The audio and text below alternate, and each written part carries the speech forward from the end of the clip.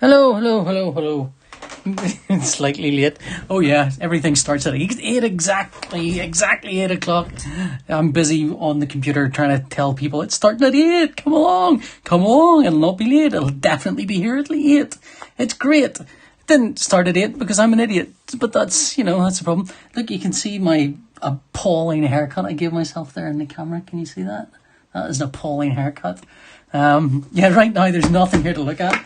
I hope you enjoyed the little slideshow before the thing started. That was kind of cool. Hello, Kill Beanie. Hello, Brian Fields. Thank you very much. Great art. It's not Saturday the 7th of June. No, it's Sunday the 7th of June. It's all a mess. It was all a mess. It's my son's birthday yesterday. He was 12, and so I kind of give myself the day off. I do think, though, from the responses that it's likely we'll do this on if we keep doing this, which I would like to, but largely depends on on whether I can get people keep off giving me commissions or not. If you can give me, if you're interested in getting a drawing from one of the drawings that I've done, and you'd like me to be commissioned to do something for you, just let me know and I can do one. They're only 30 quid for a pencil head sketch.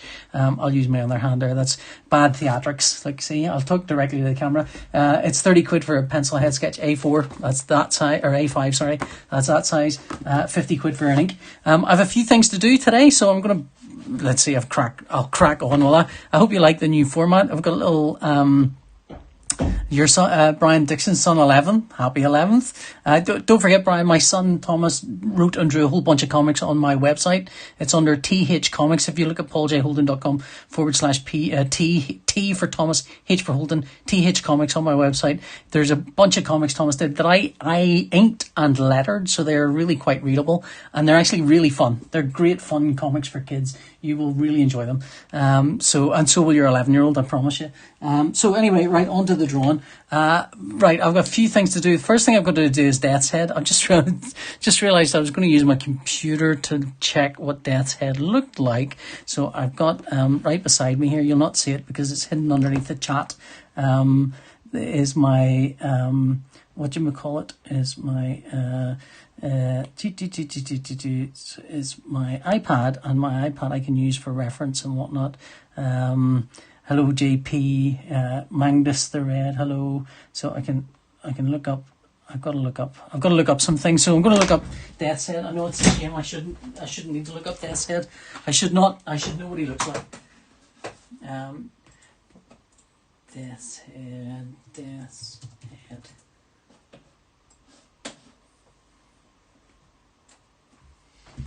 Right, here we go. Death's Head. I am looking up Death's Head. Gotta bring up the keyboard. Look up Death's Head. Here he comes. Alright, images. There's a bunch of Death's Head. This is going to be inked. So I've got a couple of tools for inking. I'm either going to use my... Oh, there we go. Lovely Nick Roach reference image there. I will steal. Not steal, but no, Nick from the best, and Nick's one of the best. He's also very lovely. I'm never 100% sure whether it should be Roach or Rock or Rocky. Right. Okay. Time to get drawn. It's been so long. How has your week been? I hope it's been not manic. Right. So it's help if I had some lead in this pencil, wouldn't it? A forever problem of mine. So right. So you can ask me stuff where I will try and steer clear of politics. There are kids who watch this, I think. Death's Head, if you're not familiar with him, Death's Head was a robot from Marvel Comics, Marvel UK, that has had a few incarnations. This is just kind of one of them. I think this is actually... I hope this is based on his oldest look. This is based on his original look. There's another version of him that Liam Sharp sort of designed that is kind of much more 90s looking. And I think he made his debut in a Doctor Who comic of all things, back when Marvel was doing Doctor Who. Let's see. How's the iPad screen been working out for you? JP, I love my iPad. I cannot tell you how much I love my iPad. It is splendid. It is a beautiful, splendid thing that suffers only very minorly from the fact that I keep forgetting to plug it in, so it needs charged every so often. So there we go. So let's have Death's Head there, and since we're going to ink this bad boy, let's give him plenty of shadow. Hard to see where the shadow's going to be. So when I'm blocking in shadow like this, I just sort of block in big chunks of it where I think will look cool. I'm kind of trying to think of the 3D shape of the thing that I'm drawing. Hello, red something. See a little wave there, and I've got too much stuff going on. Red Rhino Studios, hello.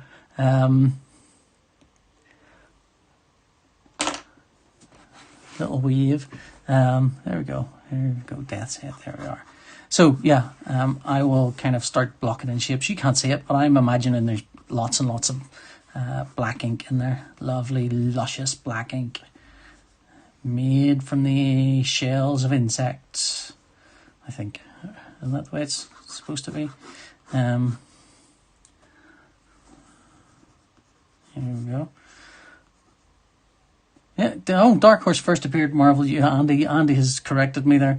First appeared in Transformers. It's a strange character. He's been all over the Marvel universe, but by extension, all over everything they've ever licensed. Real name Patty. Hi, Red Rhino. You've outed yourself now for everyone. They'll all know your real name is Patty. That's all right. No shame in a Patty. Let's see. I'm trying to.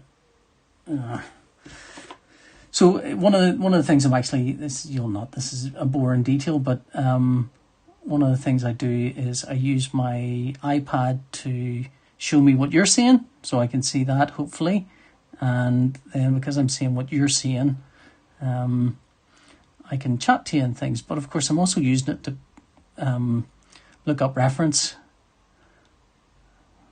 I heard Doctor Who shrunk him. That's possibly true. Was the Master maybe? I don't know. Come on, you. All right.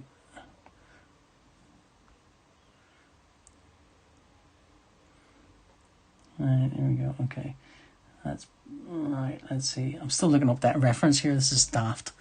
Daft to be looking up so much reference. I banged my head against the stupid phone.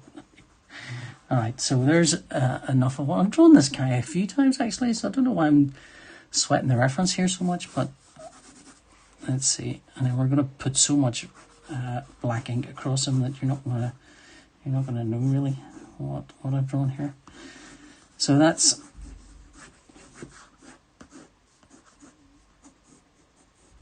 right now. So he's got to be inked. So I've got lots of tools. One of them is my favourite, my brush pen, which I'm going to look for. Excuse the breathlessness as I bend forward over my extraordinarily fat belly and look for a pen. That's my brush pen. I've got a big jar of ink here. And you know what I'll do? Out comes the jar of ink. Out comes the brush. There it is. And you're going to see this on camera. It's gross, and I'm sorry. Although my face is a red rash of everything, but I'm basically bringing that to a point.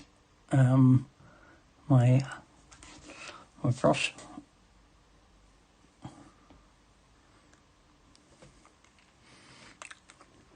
It gives me a nice point. See? Doesn't last long. Lasts for about as long as I have it in the bloody ink, and then start using it. This ink has been watered down several times, so I'm hoping it's okay now. I've also got, because I'm going blind, these are my reading glasses, so these are for good close-up work, which ironically means I can't see the flipping computer screen, but there we go, so we can... Let's go. So, now...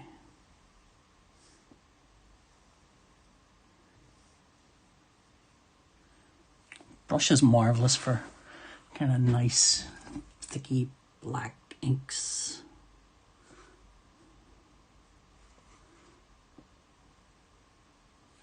This is for Matthew. I hope he's watching. I don't know if he is, but I hope he is.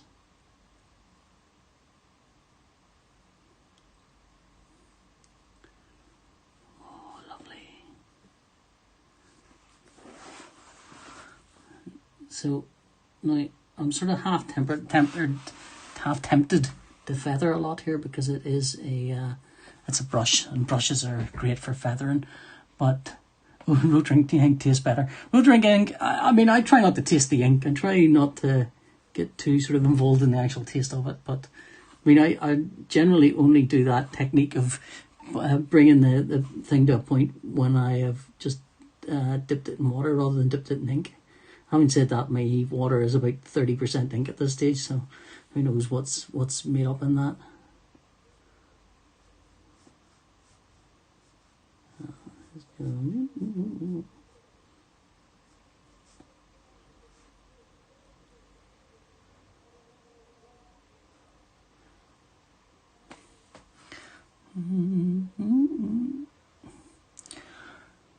This brush is a colour sable pointed round Winsor & Newton. I've got on it, this thing here is actually a it's a thing for pens. It's not actually for brushes, but it's a thing for pens just to thicken up the bit that you hold. Of course, I don't even hold it there. I hold it here, like a fool. I hold it there, which means I'm not, my fingers aren't even on.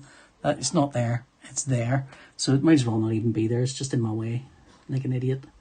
Once upon a time, I was really, really good with brushes. I could make them sing and dance and do all sorts of cool things, but those days are gone, my friend. Used to be able to letter with a brush. Lettering with a brush is hard, but these are a different kind of brush. You couldn't have lettered with these. Well, maybe you could have done. I certainly couldn't. Well, what I can do is this, though.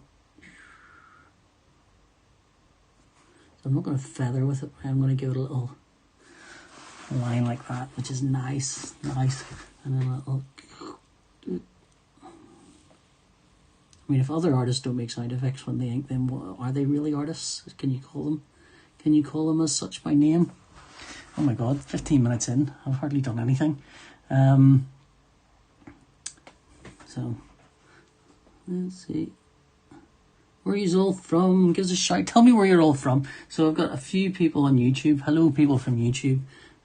Anyone here from Twitter? You're all in from Twitter. When I say where you're from, you're supposed to go, yo, poo poo, raise the roof, yo, yo, yo, all that stuff. Go wild. I mean, you don't have to, obviously. It's only me here. And my family in the other room.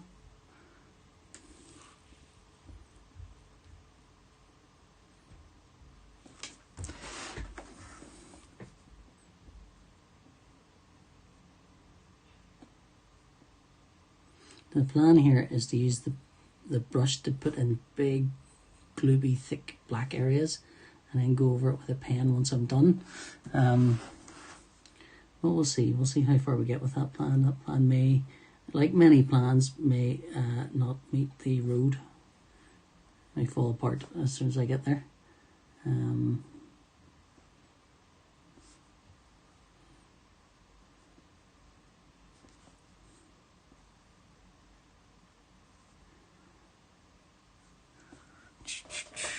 My haircut looks like road trip, yes. It did more so before. It was great before. It really was. I kind of cut it into a road trooper style haircut, and I knew my wife wouldn't like it at all, so I basically chopped it all off. The problem is that my wife hates my hair really short, and hello, Colin. That's all right. My wife hates my hair really, really short, and but at the same time, I lack the skill set to be able to cut it anything other than one length. I say skill set. I mean, it's just really hard to cut your hair with from an angle or from behind, which is what you seem to end up doing.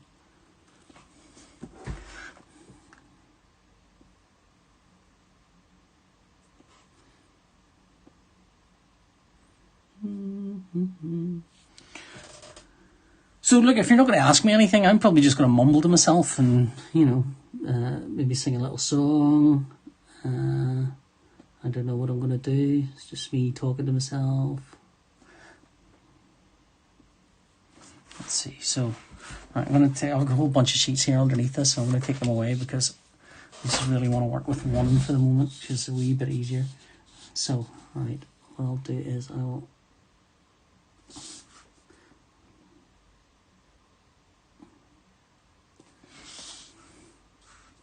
kind of easier to draw a line like that if it's nice and short. If you're drawing it sort of away from, well, if you're drawing it this direction, always sort of away from you. What's my favourite comic story? Let's see, anything with Dredd, but particularly actually, right, so I think I've probably told this anecdote before, so I'll not bother doing the whole thing, but City of the Damned really sticks with me. City of the Damned is a Judge Dredd strip, which was basically Dredd goes into the future by, I think, 12 years. It's quite a short hop for some reason. Dredd goes into the future for a few years and discovers that the entire Mega City 1 has been sort of taken over by this thing called the Mutant, and he basically has to get back into the time machine and warn them, but not before he he decides Anderson is with him, so it's just him and Judge Anderson. It's interesting because it's a time travel tale, but it's like they have a time machine called the Proteus, but they make a big deal about how uncomfortable and horrible this is, traveling in time. And the Proteus the Proteus is not great, and Dredd sort of finds that their mission is to find out what's happening. They get there, everything is so messed up that Anderson goes, "Oh, we've got to get back and tell them," and Dredd goes, "No, I'm staying here to fix this." And so Dredd sort of stays to kick butt, as it were. So I've always loved that story. I've always loved it primarily because it had such promise, and I stopped reading 2000 AD around that time because I was being sort of, bullied is a strong word, but let's say a bunch of people found out I was reading comics and thought I was a bit childish, so I ended up kind of putting away childish things and going, right, I'm not reading comics anymore, which was stupid, but that's what happened. And so I remember seeing the last kind of 2000 AD thing of significance I saw was a Steve Dillon print that came, center spread poster that came with 2000 AD that was basically the City of the Damned poster, which was like a film poster, and I'd never seen anything like it in 2000 AD before, and so it was spectacular. And of course I never read it until many years later. So that story for that reason. So what else? Any writers?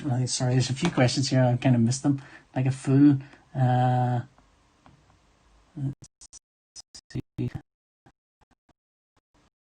Okay, speaking about the iPad, I got a good offer on a Cintiq, but don't know if I can justify it from where I am in colouring now. I think you can never have, especially in colouring, you can't really know how far your journey is going to go until you really throw yourself at it. Which is to say, and colouring's a weird one because the tools for it are all digital. I mean, drawing comics, I used to say to people, the great thing about drawing comics is all you really need is a pen, a piece of paper, and away you go. You don't need much. If you're lettering or drawing comics, it is purely digital, so you do need to have a decent computer.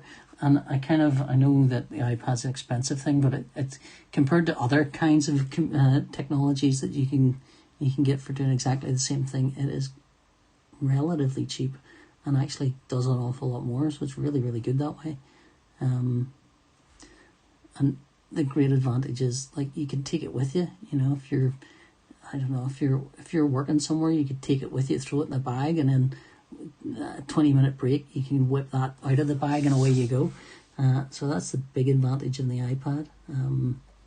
I love it, but then I am a tech maven. I love all tech things. Slightly worried my iPad conked out there. I don't know necessarily if yous are still here. I'm hoping yous are. I think you're still here. Just my screen went there. How was string bags received? Oh. How was string bags received? I think good. I think people like string bags. It's always hard to know. It's always hard to know. I mean, like all sort of graphic novels are, there's a kind of slow sort of, it's out there now into the world. So, you get your early reviews and you get excited about them, but it's, I mean, that's the thing with creating anything is once your baby is out there, you've no idea really. You can't really measure that success for a long, long time. You'll measure it by two things. One, will anyone give you any more work? And two, what will people say in 10 or 15 years? So it's best not to worry about it and start thinking about what's the next thing on the drawing table. What's the next thing you're getting paid for? So let's see.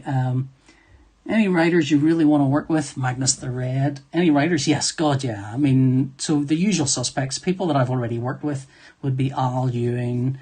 I'd love to do something bigger and longer with Gordon. Again, I mean, I'd love to do something with Gordon that actually took off and was a success, because I think he's a great writer, and I really like how he writes and what he writes.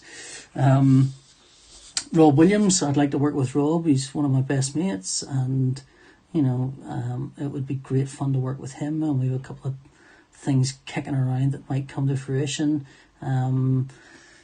There are, let's see, who else? All the usual suspects. I'd like to work with Rick Remender, because he seems to do the kind of stuff I like. What else is there? There's a few. I mean, the important thing to me is if they write really good stories but they're fun. That's the thing. For me, it's kind of like what have I done lately and what would I like to do next. That's the big thing. The nice thing about doing short stuff, as I've been doing this past while, is how much of it you can make, how much of it you can produce, and get out there, so that you're sort of you're constantly working with new people, which is lovely, really nice. So I'm doing a couple of things with Umar Dita, doing some stuff with Dan Whitehead, doing a few things. So those are all good. Which artist is your ink style most inspired by? Inking, I don't know. I know who I would like to be inspired by. That would be your Mike Mignola's and Kevin Nolan and Adam Hughes and stuff, and people that probably you can't see necessarily in my work. Probably John McCrae, although not intentionally. John and I have known each other for a long, long time, so a lot of his stuff has seeped into my work without even me realising. And who else? I mean, I definitely, like, if I was looking at work and trying to figure out, how can I do this, the first thing I would reach for is what's Kevin Nolan done that is a bit like this that I can steal.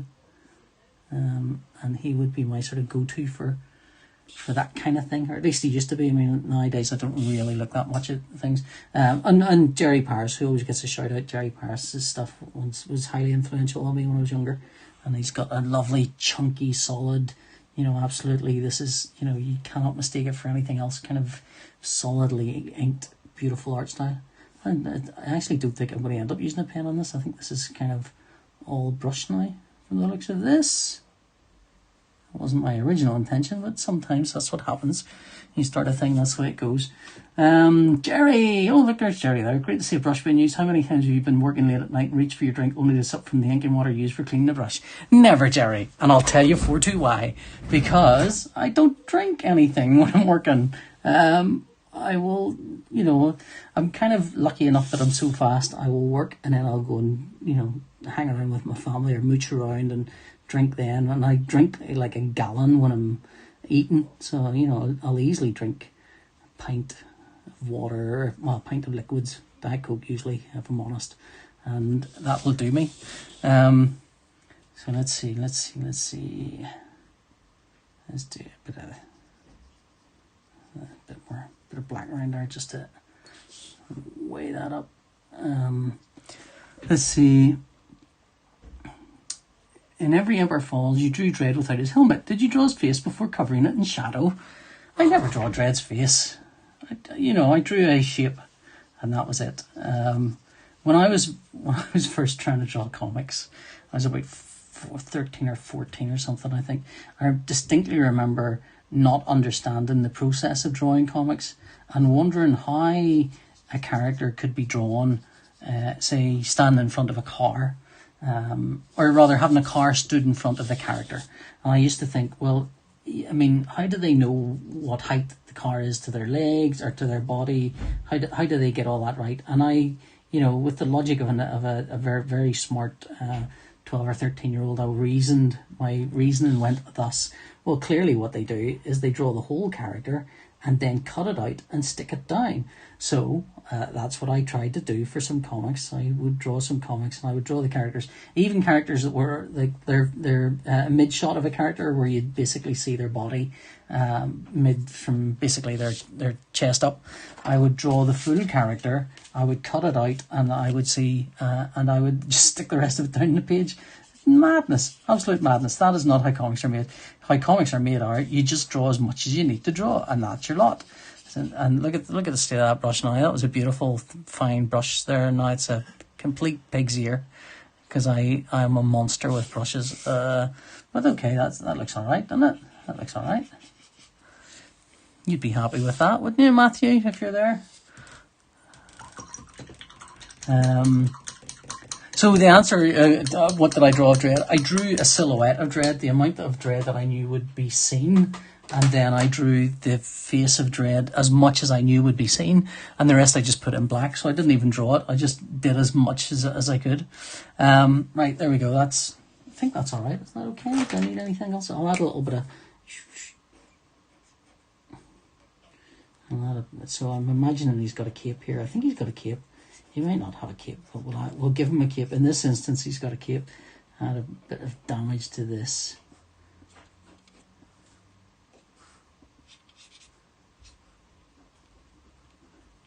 What time is it? Oh my god, half an hour for that one drawing. That's ridiculous, Paul. Half an hour. Let's get a move on. Right, okay. So, MasterChief. MasterChief. Oh no, it's got to be inked as well. Right, okay. We can do this one faster, can't we, Paul? Let's do this one a lot faster. So, MasterChief. I need to know what MasterChief looks like. I've got to look that up. Right, bear with me 2 seconds. MasterChief.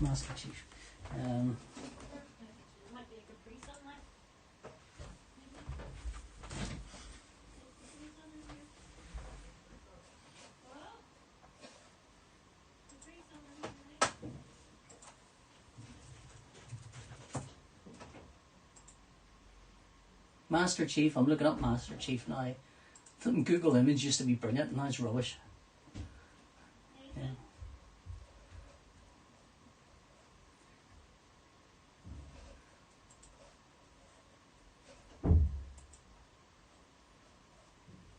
I don't want to go to a web page. I want to see a picture. You're showing me pictures. Don't show me pictures. I want to see pictures. Flip's sake. How is it so hard to see pictures? Alright, so this MasterChief is going to be slightly off model. Lol, I missed that. We're all getting used to, Colin says, we're all getting used to working from home now if we're lucky enough to be still working. I'm really going to miss the work in a different place from us. Have you ever worked in a studio or similar environment? If so, do you miss it? Yes, I have. A few years ago, actually, I was sort of working from home. My wife, I think, had just started working from home. The kids were a bit younger. And I was really struggling to get work done at home. Really properly struggling. And so I've changed my pencil. By the way, that's just because that happened to be the pencil. It was a hand. Holy smokes, so I'm going to have to run through all these. Let's see. So this MasterChief is going to be a bit off model, I think. Or at least deeply in shadow. Yeah, and I ended up sharing a studio space with a video game company, and I mean they basically had some free space. Said, "Do you want to come down?" That's cool, and I got to go down. I got to watch them make video games and for the iPad, and it was fun. It was a really fun experience. I really enjoyed it, and I would love to have done it again. But it's kind of, it was not.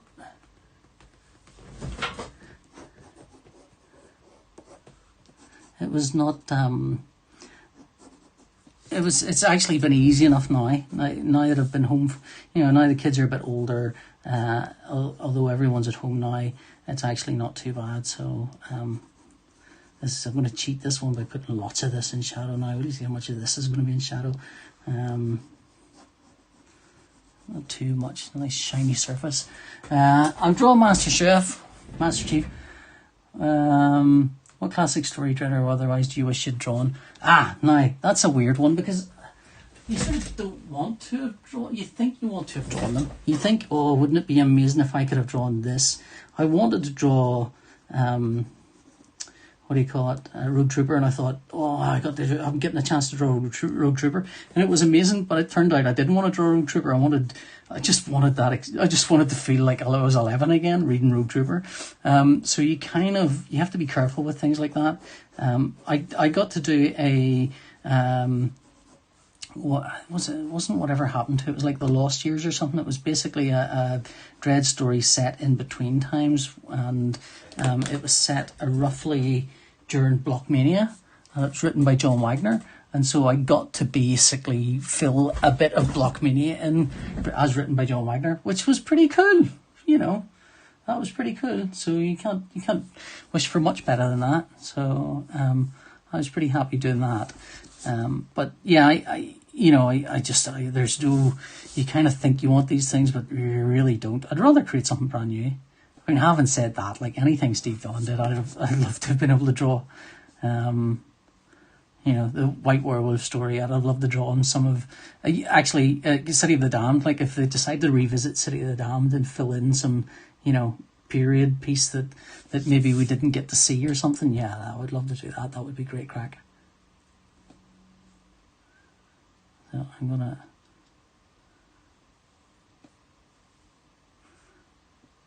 Inking always takes longer than just pencils, obviously. This is why I charge a bit more for inking. My inking pieces are a wee bit more.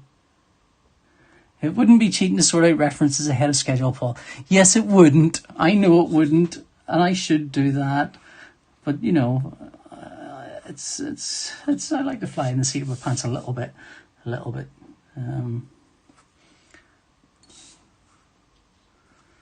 Do, do, do, do, do, do, do, do, do. My name is MasterChief. Do, do, do, do, do.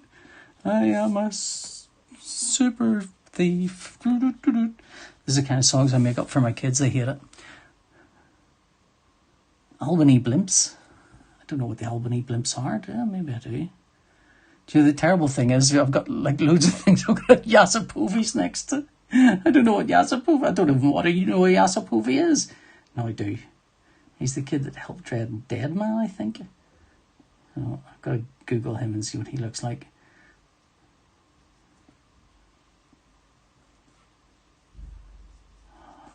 The problem is, I thought to myself, I know what I'll do. I will Google it on my iPhone, and I'll just use my iPhone to Google these things.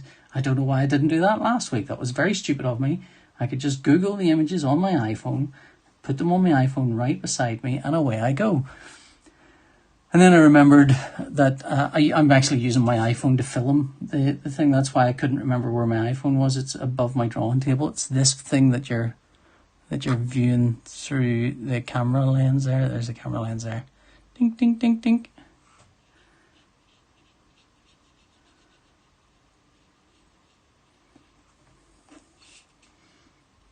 And I mean, I do wish I was more into video games. It does feel like where what I got out of 2000 AD when I was 14 or 15, people get out of video games now. They get entirely different worlds and soldiers and fighting and all sorts of cool things, and that's the stuff I really loved in 2000 AD. Danger Mouse, Stephen Reed. Maybe not. Well, I mean, unless you want to pay me, and if you want to pay me, I will draw Danger Mouse. I'm not a proud man.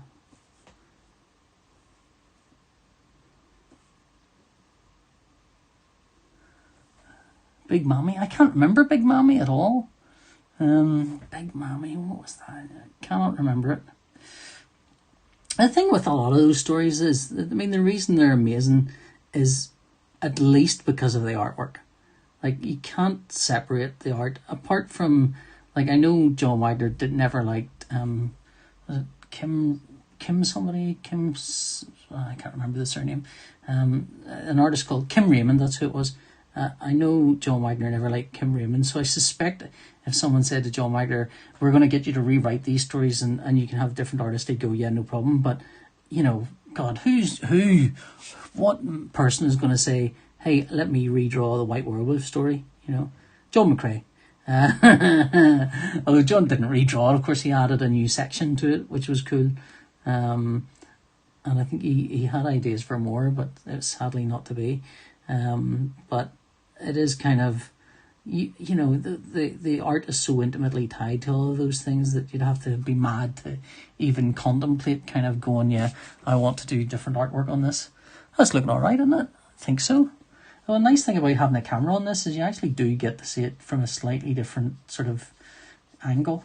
And I don't mean literally an angle, I just mean a sort of metaphorically. You know, you kind of see it from one thing and then you kind of look at the screen in a different way and suddenly it's like, oh, okay, that actually works like that. And they are sketches, they're not, you know, these are finished pieces only in the sense that I had to finish them. My God, are we going to go over today? I think we are. I apologise that we're going to end up going over an hour. Gord, Eamonn, was it your idea to give Thingy a beard? Do you know what? Here's the God's honest truth about that. I did not know. So Dolman is Dredd's clone. For those of you who don't know, Dolman went off into space and then he came back. And he came back in a story that I drew. And one of the things... I'll try and bump that again. He came back in a story that I drew, and the thing is that it wasn't revealed that he was Judge Dolman until about 3 or 4 episodes in. So I'm pretty sure that was the plan, was to reveal him as Judge Dolman, so that you'd go, oh, not Judge Dolman, Dolman, and you'd go, wow, Dolman, he's back, he's awesome. The thing is, I wasn't told it was Judge Dolman, or I wasn't told it was Dolman. I was just told he was like a space trooper guy. So I didn't really design him. I just drew him like a bloke. I drew the most dull, not dull, but I mean just a bloke. I didn't spend any time on him. Weirdly, because of the way the script was, I spent longer designing 2 judges, because I used to, like, my guiding philosophy was, like, if someone has a name, we're going to see them more than once. If they don't have a name, it's likely we're going to see them just for this bit. That seemed like a sensible notion. That, you know, if you're getting a script and you're going through it and you get a character and they're named, you think, we're going to see this guy again. No 2 ways about it. But if you don't see a name and it's just something like Judge 5, you know, Judge number 3, you go, right, well, he's not, you know, he's going to be for the chop, or we're not going to see him. So, what do you call it?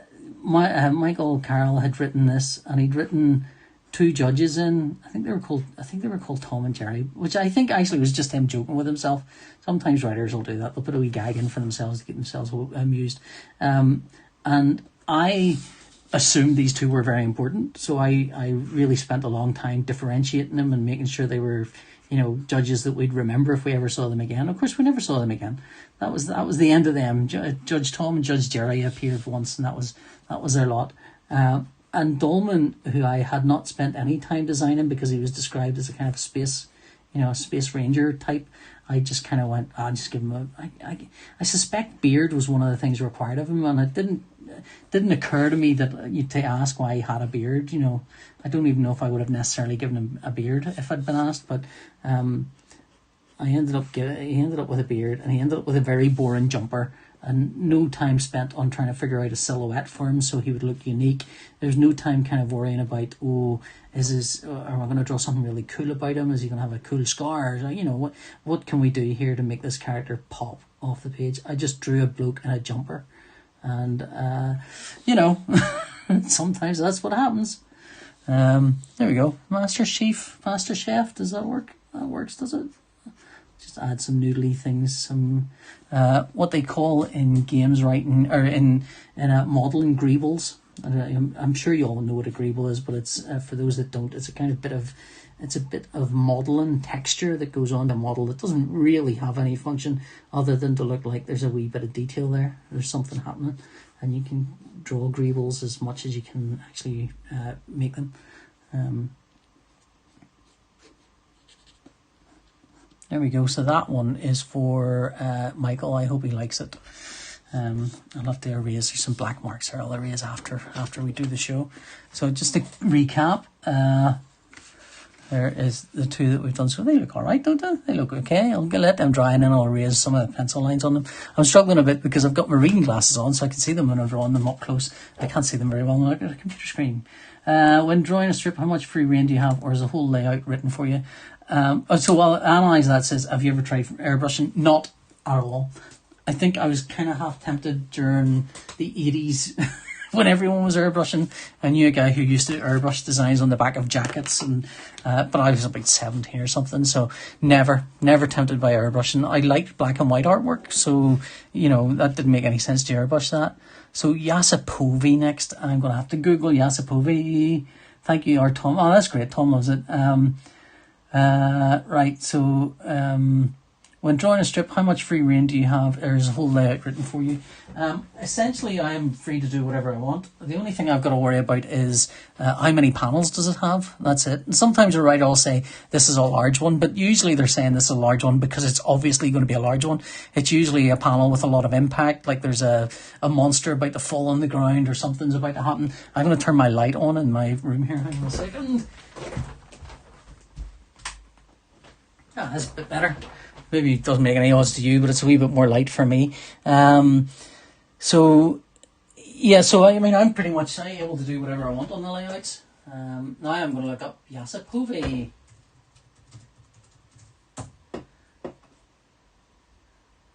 Yassa Povey, not an awful lot of reference for him. Okay, young black kid, Steve Dillon's drawing him.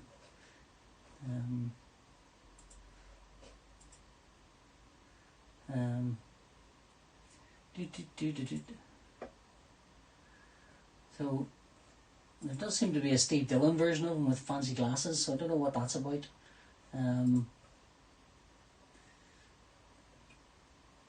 So have to bear with me while I'm looking up Yassa Povey. Hang on, I'm sorry about this. I will try to fill the dead air with some speech so you can hear me. Now is the winter of our discontent made wretched by this glorious summer. Something like that. There we go. Found a Yassa Povey with a hat on. He's got, young black kid with a hat is the gist of a baseball cap, so let's do that. So a few versions of him there that I saw. Steve Dillon did one with a fancy pair of glasses, I'm not sure why.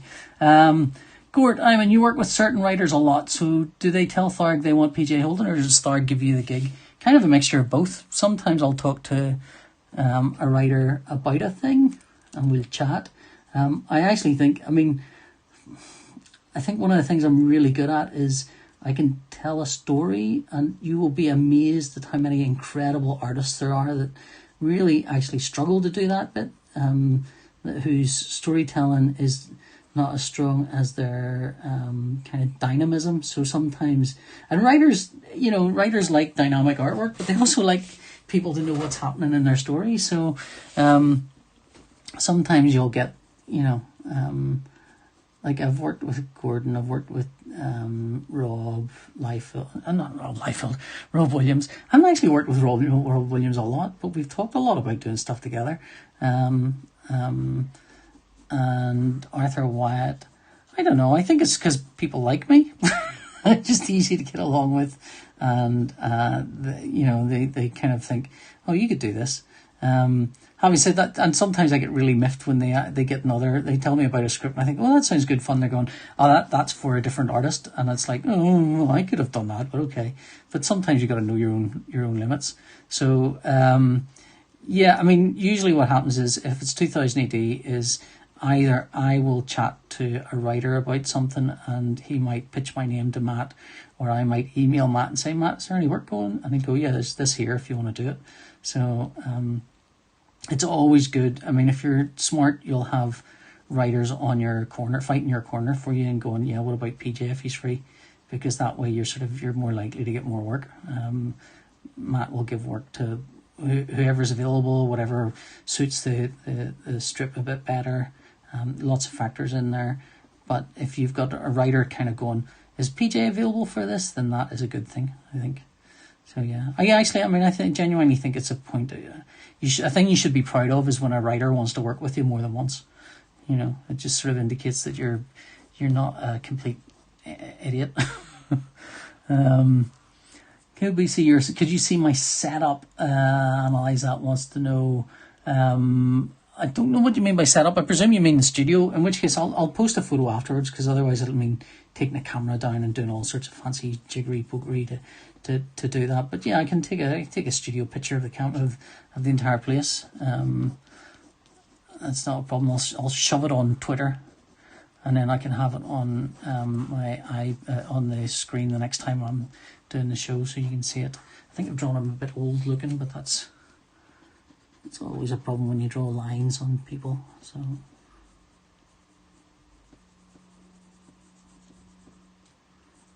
let's go.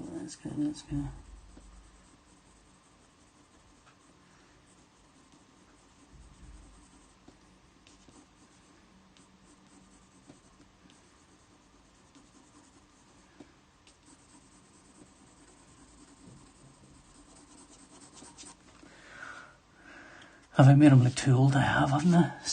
Oh, he's got his eyes burned out. Oh no, I've given him really lovely eyes. Oh well. Let's take those eyes. That's why he's got big glasses on. That explains that mystery. Thank you very much for people watching. Let's go then.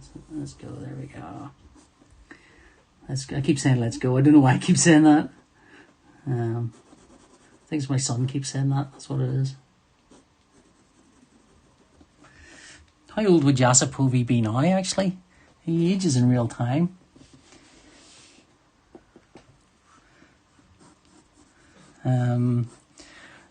In Michael Carroll's story, The Forsaken, you drew a female Dredd clone. Did you spend a lot of time trying to think what a female version of Dredd would look like? Honestly can't remember. I think I spent some time mulling it over, and I think the conclusion I came to was... Well, let's put it like this. If I were doing that now, the person I would model that on would be Brienne of Tarth from Game of Thrones. That's who I would think of if I was modelling that on Dredd. On the other hand, Vienna, Dredd's niece, is not that type, so it would depend on the script. If the script calls for a certain kind of person, then that's what I would be drawing. I can't remember the script, whether it needed a specific kind of person, but... Those would be my thinking if I was doing it now. It would be, if the script doesn't call for specifics, it would be a Brienne of Tarth kind of large, indomitable character, I think. But having said that, it wouldn't necessarily be a masculine looking character. It would be a female judge. It would be female Dredd kind of thing. So there you go, I think. Thanks, by the way, for telling me about his eyes. Hey, yo, there's Umar. Hello, Umar. If they do make another Dredd film, who would you have as the villain and who would play him or her? I don't know. I mean, I want the Dredd TV series because I want to see all of them. I can't imagine a Dredd movie would ever have auto sump in it, and yet I want auto sump. It's just, there's so many other characters I would like to see. So, rather than the big names, I mean, Death is the dead obvious one, but he doesn't have to be. Let's see the war with the Sovs. Let's see Orlok. Let's see just Dredd, a day in the life of Dredd. That would be cool. There we go. So. That should be alright. Does that look alright? That looks alright. So anyone who's coming in a bit late, here's what I've done so far. Ta-da! That looks alright, doesn't it? And a MasterChef. I love draw, but difficult. It is difficult. Yassa would be early 40s. Yeah, Yassa would be old, wouldn't he? There we go. That's okay. That would pass as early 40s, wouldn't it? Kidney by Dave Evans. So Kidney is a bounty hunter from Strontium Dog. So I'm going to draw Kidney. I think he's got a big round face, actually. I would do for 10 minutes. Oh my god! Look, guys, this is going to run over 10 minutes. There's no two ways about it. But if you want to stick with me, you're more than welcome to. I've got 2 dreads to do after Kidney. So one's a pencil dread and the other one's an ink dread. So if you enjoyed the ink drawing I did, then there will be another one of Dredd. So that probably would be about 9:15 by the time I'm finished, I reckon. So you know, the show will run long. I think an hour is a good amount of time. I don't know what you make of Sunday. If you have any opinions over Sunday as opposed to Saturday for a show, let me know. I'm easy on either, but I think Sunday might be slightly better for me.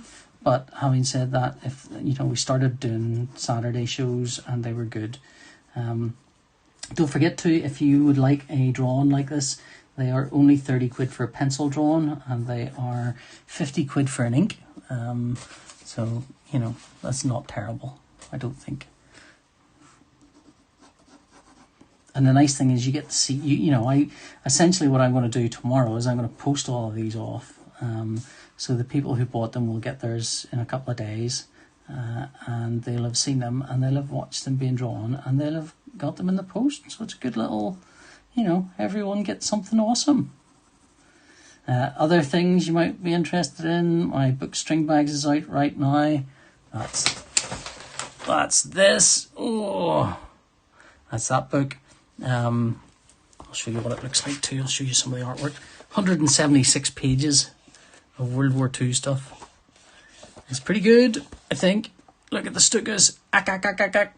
Pow, pow, pow. Airplanes, airplanes, airplanes. Ow, bump. Let's get Kidney some shading in here.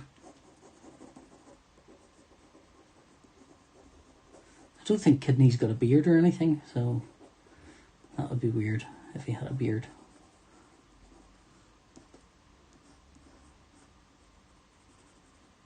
Can't believe I drew really lovely eyes on Yassa Povey and then it turns out he didn't have eyes. That was very annoying. Hello, Tom.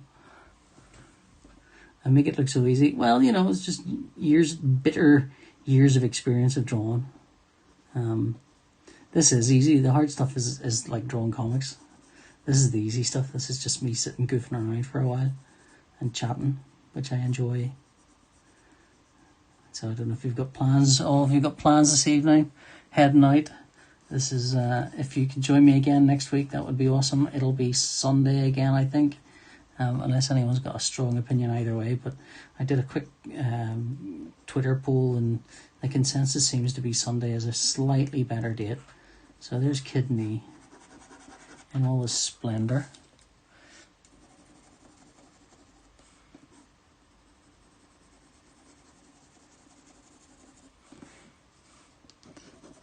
I'm risking a mistake here by saying I'm not sure if he's left or right. I think he's the right knee, but I think I've bluffed enough of the leg there. You not need to know.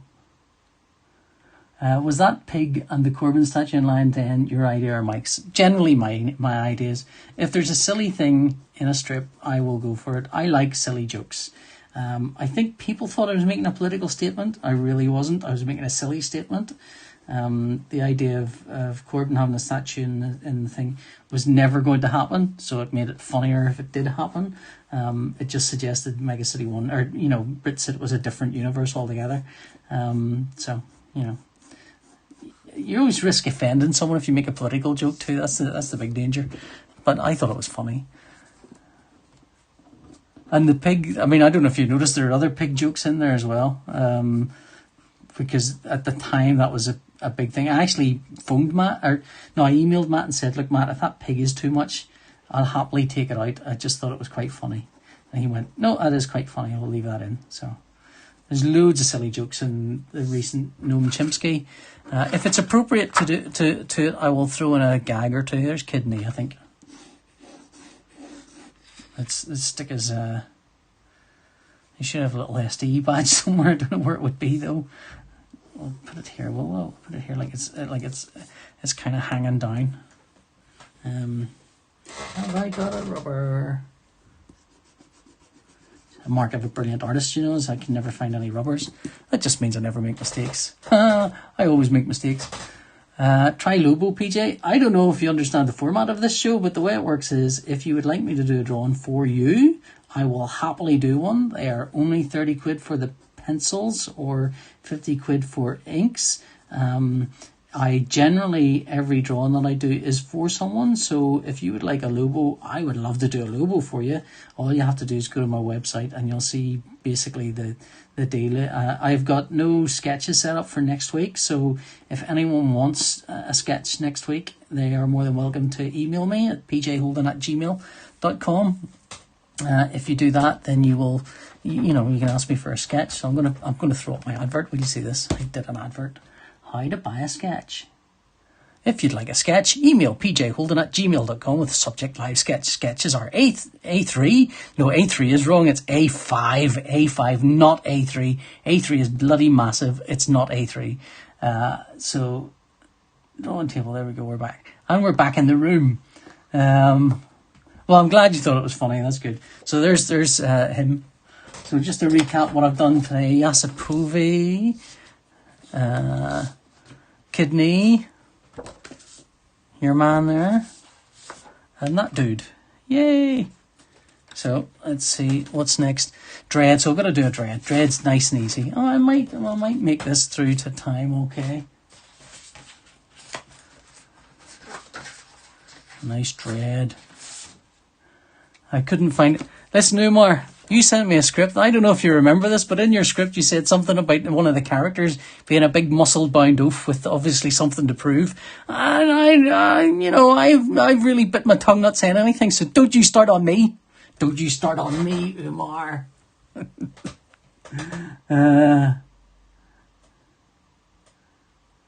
The villain in Bad Sector was very unsexy. Did Arthur tell you to draw her unsexy, or is that just because you like drawing sexy? I think, Gort Hyman, that's revealing quite a lot about you more than it is about me. Looks to camera. So let's get a Dredd in. Yay, I haven't done a Dredd today. That's not true. Actually, I did a drawing of Dredd that I liked, a page of Dredd that I liked so much. And I emailed it to 3 different people and went, this is a cool page of Dredd, isn't it? I never do that. Never, ever. Occasionally I might email the writer something, the stuff I'm doing and say, look. And then I go, yeah, that's cool. Occasionally I might email a writer. No, more often than not, I'm emailing a writer with a kind of clenched fingers going, oh, I hope this is okay. But I very rarely say, hey, look at this. This is really awesome. But it was a really awesome Dredd page. So, I mean, I don't know how well it'll be received. My hope is Matt will go, yeah, that's a really cool page. It's one of those pages where you go, yeah, I could sell this for about 300 quid, you know. This is a good page. It's a really fun Dredd page. It was kind of the script essentially was... Like, you could read the script and go, what was happening in this scene? Well, what's happening in this scene is Dredd is on the phone. Does someone find out what's going on? But the writer's written essentially a scene which has, a scenario in it. And so I got to do that scenario. And it didn't even really require me to do particularly anything. It just suggested a couple of things. And I was able to go wild with Dredd, which meant I got to do... So one of the things I've been trying to do as I've got used to drawing Dredd, I've been drawing it for nearly 20 years, professionally, Jesus, is I have been trying to draw, like the pages of Dredd I loved when I was a kid, were the pages where Dredd is like completely on the page. Like it's not Dredd, from shoulders up or anything. It's Dredd fully, like his full body is on the page. He's really dominating what's happening in the action. And you don't often get to do that because the stories now are more plot driven. It is definitely something that is kind of harder to do. And also, over the years, I've tried to become an artist that draws primarily, what's primarily important, which is the story. So I don't tend to go, right, this is going to be a showy off, flashy page. But I have been trying to include storytelling and flashiness in the page. I mean, it doesn't always work. Sometimes you're kind of looking at it and thinking, no, did I succeed or fail here? For the most part, you sort of don't want to draw attention to your art, but at the same time, if it's a bit of Dredd art and it's got Dredd on it, yeah, you do want to. I mean, those are the pages I looked at when I was a kid and went, wow, like the showstoppers. And I kind of have avoided showstoppers, but because I don't think I'm very good at them. But I think over time, as I've got better, I think the range of things that I would have said to you I can't do now has changed, and I can do more. I think. I mean, there will always be. You'll always have problems. You'll always have pages that aren't as good as you like them to be and stuff. But I think, whereas in the past I would have said, no, that's a thing I can't do. That's a thing I can't do. These are where my strengths lie. I think I've got a wider range of strengths than I started with. I think. Who knows? Who knows? Anyway, it's a cool Dredd. That's a cool Dredd, isn't it? Should revive the daily Dredds and let you draw it. I mean, it's not about letting me draw things. It's about paying me to draw things. But yeah, they should. I would draw daily draw. I've been looking at some, like I tried a few years ago to do a kind of newspaper strip format, and I really wasn't. I did a couple of things, and it was with a writer, and I didn't do a great job, and well, I say it didn't do a great job. It took me too long, and I wasn't happy with it. I was going back and forth. It often happens with gigs where there is an indeterminate deadline. Where the writer is kind of going, let's do some development, and you kind of go, you end up chasing your tail a bit and going, oh, this is not as good as it could be. And so I ended up kind of blowing that gig. Sometimes happens, you blow a gig, and the writer ended up going to a different artist. But I didn't particularly like a lot of what I did. I think I did two little strip panel pages that were pretty good, and that might have been it in the whole run. So this is Dredd, but what requirement is that we see his badge. So that's okay. We'll do that, and it's got to be inked as well. Do, do, do, do, do, do, do. I could have danced all night and still have time for more. So if you have any questions, I reckon this will be about 15 minutes, maybe that. This is free, by the way, chaps. Nice one.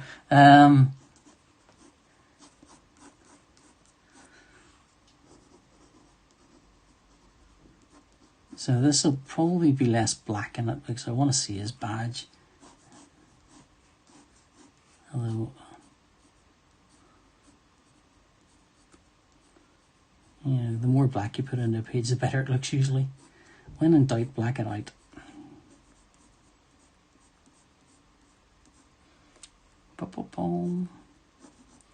My hair looked really bad from the side. It does, doesn't it? Oh, I really want to get it cut again. I'll just chop that whole thing off.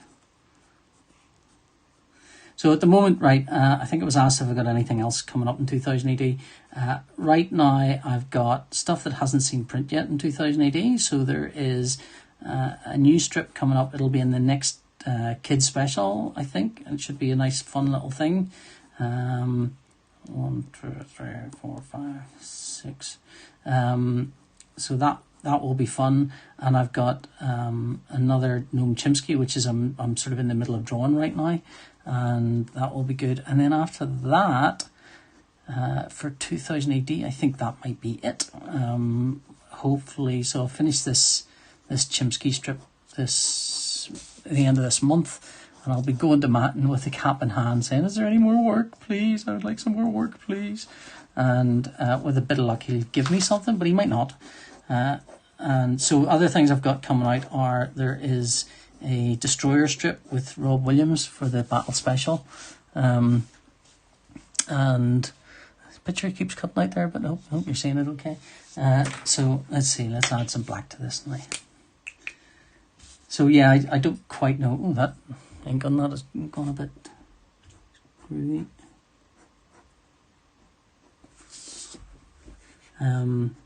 So the Battle Special will be fun. I've done that ages ago. What else is coming? That's about it for 2080, I think. So there's about, I think between the 2000 AD Kids Special thing, which is about 10 pages, I think there is 10 pages of that, and then there's 24 pages of another Chimsky coming. That'll make some people furious, and I think it'll make some people very happy. Thank you very much, Umar. Umar says he loves my Dredd's teach. I love drawing Dredd. I can't get enough of them, really can't. So one of my earliest sketchbooks I've got, I mean, it's weird how you age, isn't it? It's weird getting older, it's just weird. You just suddenly wake up one day and you're like 50 and it's like, ooh, how did that happen? But anyway, one of my earliest sketchbooks from that I've got, they're one of the earliest ones I've got still from the 90s. And I bought it and I really specifically wrote inside it, I said, this sketchbook will not have any drawings of Judge Dredd in it. It's from about 95, I think. And almost immediately there are drawings of Judge Dredd in it. So, because I love drawing him. He would be my sort of default character for drawing.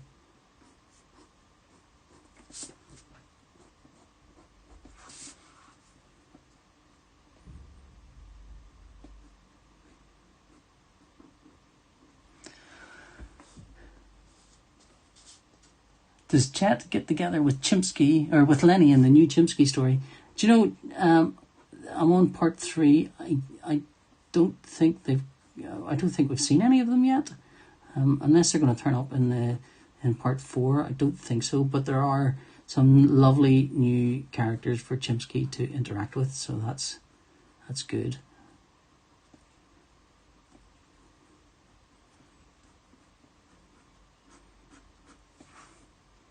This is for Francis. I don't know if you're here watching this, Francis. I hope you managed to catch it.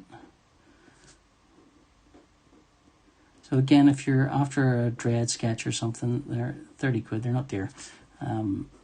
Inked piece like this is 50. And if you've already got one and you'd like another, that's all right too. I do not mind. There's no shame in having more than one.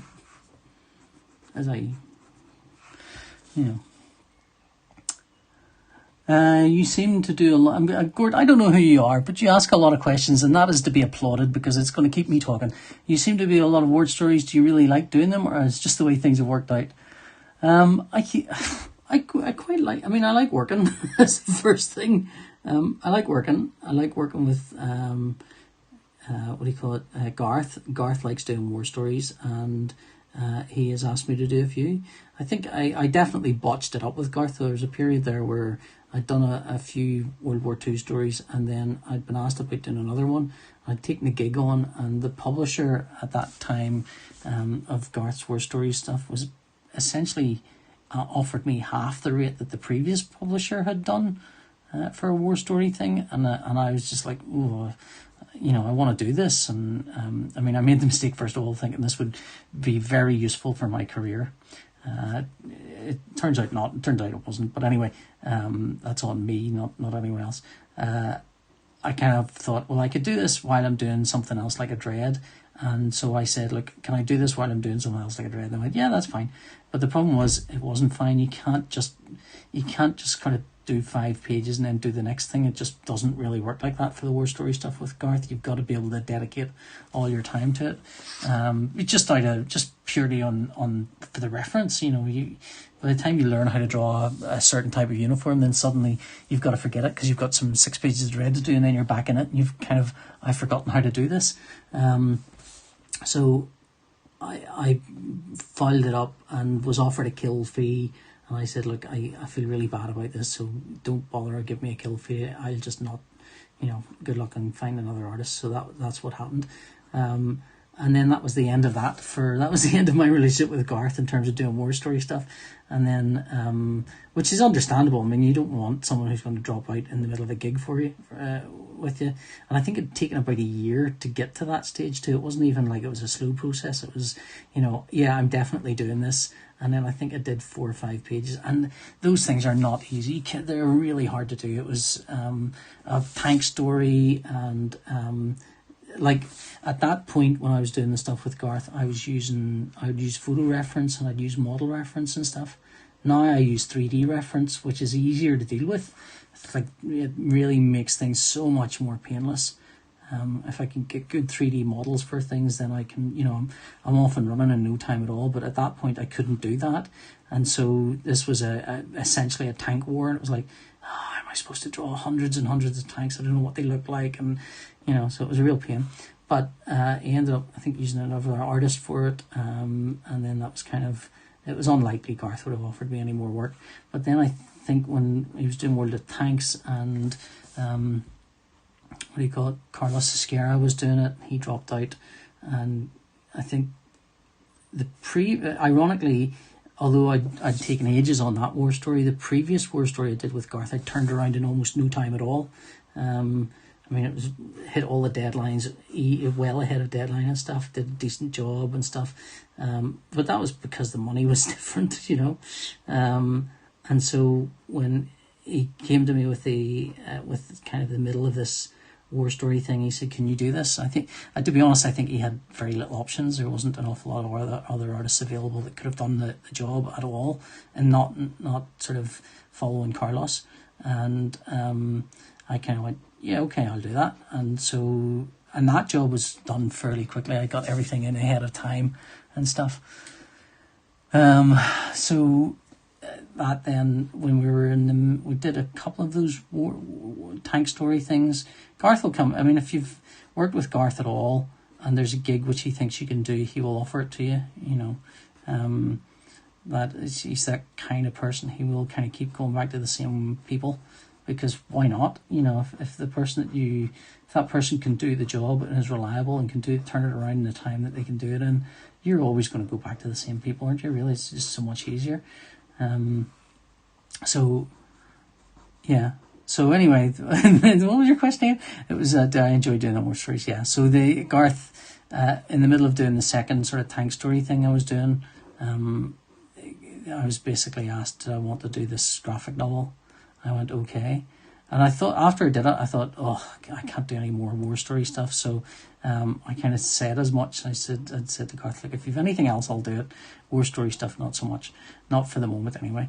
But then after a while, Rob and I had been talking about stuff, and he said, "I'm doing this battles thing." And I said, "I'd like to do that. That'd be fun." And so I ended up doing that. So it's... I've been really lucky. I've worked with some of the best writers in the world. I think that's part of the reason why I like doing some of this stuff, the war story stuff. You can always tell, like, there are different tropes in the war story stuff, and I've got a good resource now of vehicles and things that I can use, so it makes certain aspects of it a lot easier. I still have to do huge amounts of homework. Like, you wouldn't believe how much stuff you've got to do to get these things right. But once you've done that, it's all good. There you go. There's a Dredd. What we got? 9:15. That was not a bad prediction of how long that would take me. Let's see. So let's answer some of the questions. Did you ever draw Mean Machine, PJ? I have drawn him quite a few times. I've got some plans for something that I can't really talk about. We'll see. I mean, they may not happen, but it would be lovely if they did. You can't really talk about plans, because plans never necessarily amount to anything. I mean, for every single plan you've got, like way back when I was a kid in my 20s, I remember joining a drama society at Queen's University, and I used to see all their posters up on the walls, and I would look at these posters and I'd think, "Oh my God, that's incredible. Look how much they actually produce all of this." It's one thing to say, "I'm going to do this," but they're actually doing it and making things, and that's amazing. Look how they've done all of that with no money. And then, of course, you end up, you join a society like that, and you realise that for every poster you see, there's about 30 or 40 different things that didn't get that far. They basically got to the stage where somebody goes, "Would you like to do this?" And 20 or 30 people go, "Yeah." And then, over natural attrition or whatever it is that happens, essentially most of those things just fall apart at the seams. But the thing is, from the outside, all you ever see is the posters. You don't see the ones that didn't get made. and so that was a valuable life lesson for me. That's like, oh, so that's what happens with comics. There are projects that never get finished, but no one ever talks about them. You only talk about things you're going to do if you've done them, or at least bought them nearly done. Let's see. Do you think Garth will ever be tempted back to 2000 AD more now they have all the old war comics he loved as a kid? Well, Garth's been back. Garth's done stuff for the battle, so yes. I don't know if he'd come back to 2000 AD. Sci-fi isn't something that really floats his boat so much. If you had said to Garth war story or sci-fi, it'll be war story every single time. So the fact that 2000 AD have battle, if they are able to keep doing battle books or battle specials, if they're ever able to turn battle into an ongoing thing, I think Garth would be the front in line to write something. Let's see. I grew up loving Dredd. Thank you. You're welcome. So many levels to catch up. You're crazy, mate. Think I'll stick to guitars after watching this. Well, my son borrowed a guitar off my brother, and I have zero ability with music at all. We have, I've nothing. I can do nothing with music. And my brother plays guitar, and my oldest son is very keen. He's 15, very keen to learn to play the guitar. So we got the guitar, and I was like looking at it, going, I don't know where to start with this. I don't know what to do with this. And then I plucked it, and went, oh, it makes a noise. I was like, oh, it makes quite a nice noise actually. I wonder, can I learn? And I tried to put my finger on the fret bit, and it was like, nah, I can't do this. I don't think I can't learn. I just feel like I'm maybe better off using these magic fingers of mine on paper. So anyway, look, thank you very much for joining me. That's been it. I'll go through all the artwork very quickly in case you want to see it all. Let's see. So what did we do today? We started with Death's Head, this guy. Then MasterChief.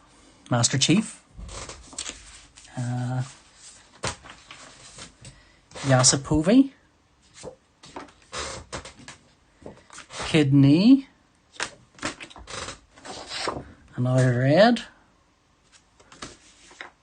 and a Dredd with a badge. That would be described as a bust shot because you can see a bit of his bust. Look, thanks for joining me. If you want a sketch for yourself, next week's show should be on Sunday from 9. I have nothing booked. I have nothing to draw. So if I have nothing to draw, I don't know what I'm going to do. I don't know. But if you would like a sketch, if you know someone who'd like a sketch, if you want to buy a sketch for someone else, that's good too.